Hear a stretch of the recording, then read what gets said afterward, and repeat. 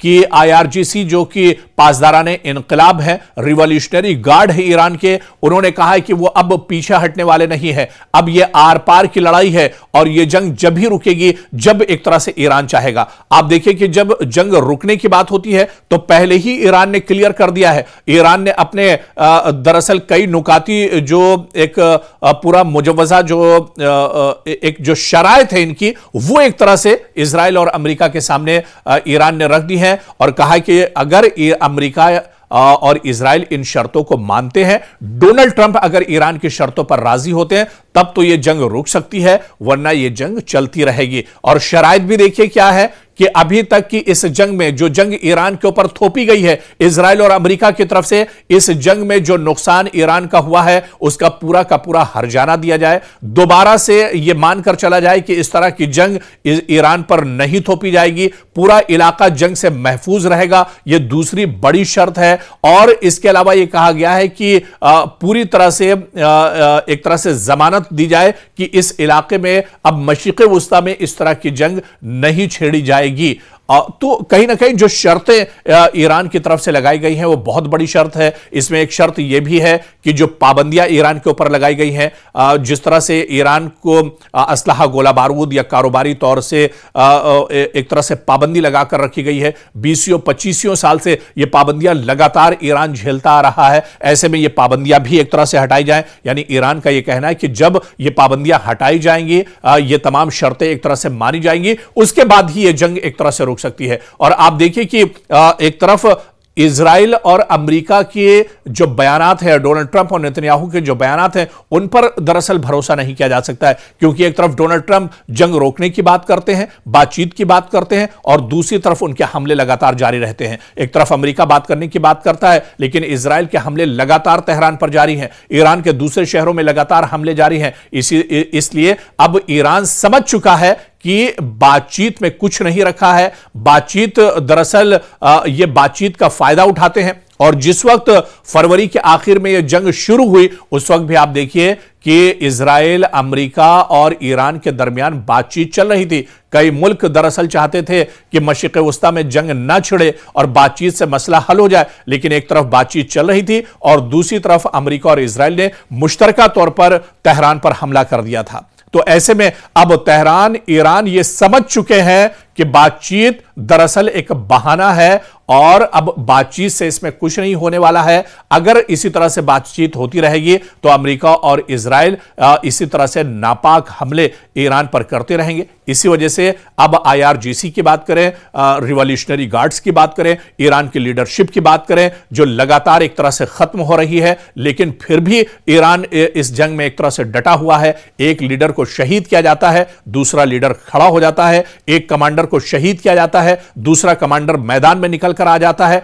तो लगातार ईरान एक बड़ी एक मैकेनिज्म के साथ, एक बड़े रोड मैप के साथ, एक बहुत बड़े मंसूबे के साथ इस जंग में दरअसल कूदा है, और यही दरअसल ईरान की सबसे बड़ी ताकत इस जंग में मानी जा रही है, और इसी वजह से ईरान इस जंग में पूरे तौर से डटा हुआ है। तो लगातार आप देखिए कि ईद होने के बाद इन हमलों में तेजी आई है, और जिस तरह से ईरान ने कहा था कि वो रमजान के महीने में जंग नहीं करना चाहता है, रमजान के महीने में उसने हमले इतने शदीद नहीं किए थे, लेकिन जैसे ही रमजान का मुबारक महीना गुजरा, ईद खत्म हुई और उसके बाद धमाकेदार, जोरदार और पूरी शिद्दत के साथ ईरान इजराइल पर हमले कर रहा है। लगातार ये हमले किए जा रहे हैं और अब इजराइल के अंदर कोई शहर महफूज नहीं है। मशरिक़ वुस्ता की हम बात कर रहे थे, मशरिक़ वुस्ता में भी तकरीबन जहां जहां अमेरिका का इंफ्रास्ट्रक्चर है, अमेरिका के तंसीबात हैं, अमेरिका के सिक्योरिटी फोर्सेस के जवान जहां पर मौजूद हैं, जहां पर अमेरिका के एयरबेस है, उन्हें लगातार ईरान निशाना बना रहा है। अभी अभी जो बड़ी खबर सऊदी अरब से आ रही है, सऊदी अरब ने फिर दावा किया है कि ईरान के कई ड्रोन हमलों को इंटरसेप्ट किया गया है और उसे दरअसल बचा लिया गया है, यानी इन ड्रोन को गिरने से या फटने से या धमाका होने से पहले ही एक तरह से तबाह कर दिया है। यानी सऊदी अरब के अंदर रियाद में खासतौर से जहां जहां पर अमेरिका के एयरबेस हैं, अमेरिका के सिक्योरिटी फोर्सेस के जवान हैं, वहां पे निशाना बनाया जा रहा है। इसी तरह से इराक के अंदर बगदाद में जहां पर सबसे बड़ा जो सिफारती अमला है, सबसे बड़ी जो मशरिक़ वस्ता में एम्बेसी है वो दरअसल बगदाद में है, जो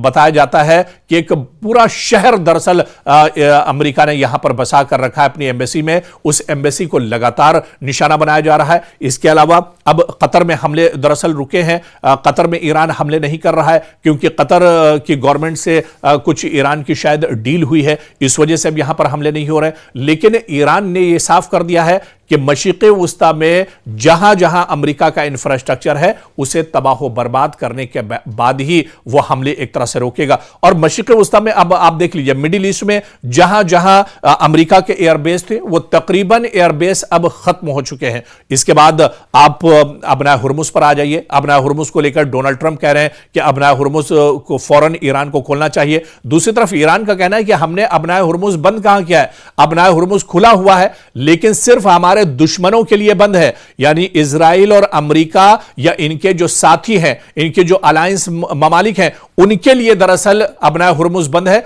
बल्कि पूरी दुनिया के लिए अबना हुर्मुज़ खुला हुआ है। भारत चाहे तो अपने तेल कंटेनर अबना हुर्मुज़ से ला सकता है, पाकिस्तान ला सकता है, दूसरे और जो ममालिक हैं वो एक तरह से ला सकते हैं, लेकिन सिर्फ दुश्मन के लिए यानी इजराइल और अमेरिका के लिए और उनके जो साथी ममालिक हैं उनके लिए अबना हुर्मुज़ पर एक तरह से ईरान ने पाबंदी लगाई है। और ईरान ने कहा है कि वो अपने कदम पीछे हटाने वाला नहीं है, बल्कि ईरान ने अब एक तरह से टोल प्लाजा बना दिया है पूरे अबना हुर्मुज़ को, यानी अबना हुर्मुज़ से गुजरना है तो टोल टैक्स आप दीजिए, आप उसकी अदायगी कीजिए, पैसे दीजिए और उसके बाद आप यहां से गुजर जाइए। लेकिन सबसे बड़ा जो दर्द-ए-सर अबना हुर्मुज़ पर बना हुआ है वो दरअसल अमेरिका के लिए है, वो इजराइल के लिए है और पूरी दुनिया में कहीं ना कहीं ऑयल एंड गैस और एनर्जी को लेकर हाहाकार मचा हुआ है। खुद हिंदुस्तान के वज़ीर-ए-आज़म नरेंद्र मोदी ने राज्यसभा में बोलते हुए कहा कि अगर यह जंग और दिन जारी रहती है तो आने वाले दिनों में हालात और ज्यादा बिगड़ेंगे, आने वाले दिनों में एनर्जी और गैस और तेल की जो किल्लत एक तरह से पैदा हो सकती है।